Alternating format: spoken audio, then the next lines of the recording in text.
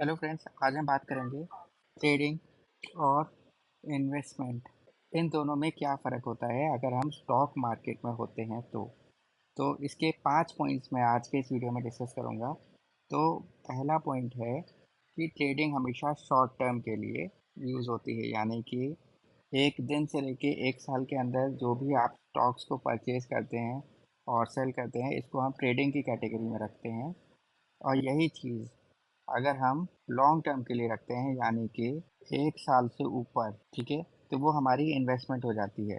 वैसे तो according to me investment का मतलब होता है लॉन्ग टर्म इन्वेस्टमेंट, और वो रिजल्ट आपको स्टॉक मार्केट में लॉन्ग टर्म इन्वेस्टमेंट तभी देगी जब आप कम से कम 5 ईयर्स तक किसी भी स्टॉक को होल्ड करें। ये एक अच्छी कैटेगरी होती है जहाँ पे आपका रिस्क कम हो जाता है और रिवॉर्ड मिलने के अच्छे चांसेस रहते हैं। अब हम दूसरा पॉइंट डिस्कस कर लेते हैं कि ट्रेडिंग में क्या होता है। ट्रेडिंग में आपको स्टडी बहुत ज़्यादा करना पड़ेगा और इसमें आपको दो चीज़ें देनी पड़ेगी। आपको अपना पर्सनल टाइम देना पड़ेगा सीखने के लिए, ठीक है।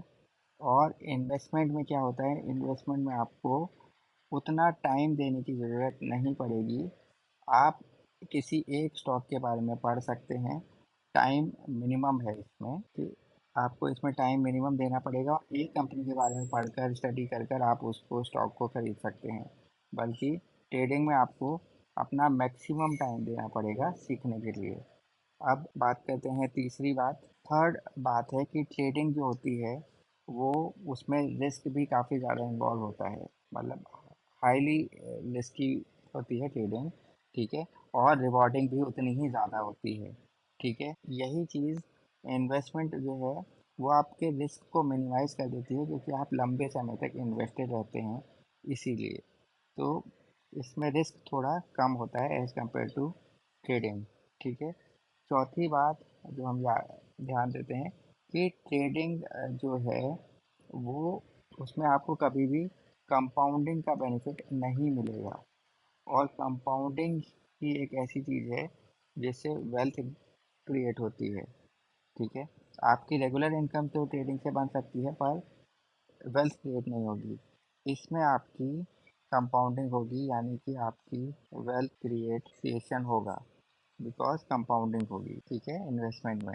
अब लास्ट बात और हम जान लेते हैं कि इसमें आपको ट्रेडिंग के अंदर आपको कॉरपोरेट एक्शंस का ज़्यादा फ़ायदा नहीं मिलेगा। कॉरपोरेट एक्शंस जिसमें कि अगर हम बात करें बोनस और स्प्लिट, इनकी वजह से स्टॉक के प्राइस तो इंक्रीज़ होते हैं या डिक्रीज़ होंगे, पर उससे आपका कोई बेनिफिट ज़्यादा नहीं है, क्योंकि इससे प्राइस पर स्टॉक्स के इतना ज़्यादा फ़र्क नहीं पड़ता है, यानी कि जो आपने पैसा लगाया होता है उस पर इतना फ़र्क नहीं पड़ता है। तो जो कॉरपोरेट एक्शंस शेयर्स को मल्टीप्लाई करते हैं, जैसे कि बोनस हुआ या स्प्लिट हुआ, तो इन सब चीज़ों से ट्रेडिंग पर इतना ज़्यादा फ़र्क नहीं पड़ता है।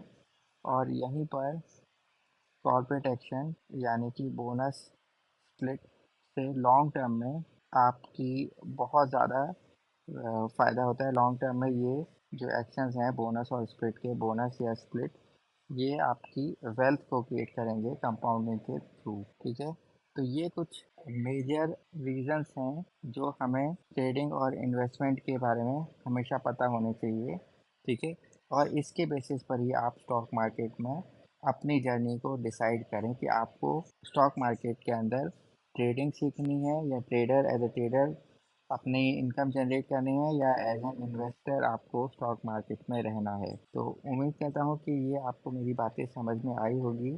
अगर आपको ये वीडियो समझ में आया तो प्लीज़ मेरे चैनल को सब्सक्राइब कीजिएगा। प्लीज़ इस वीडियो को लाइक ज़रूर कीजिएगा और दोस्तों के साथ शेयर कीजिएगा। मिलते हैं नेक्स्ट वीडियो में, तब तक के लिए बाय बाय।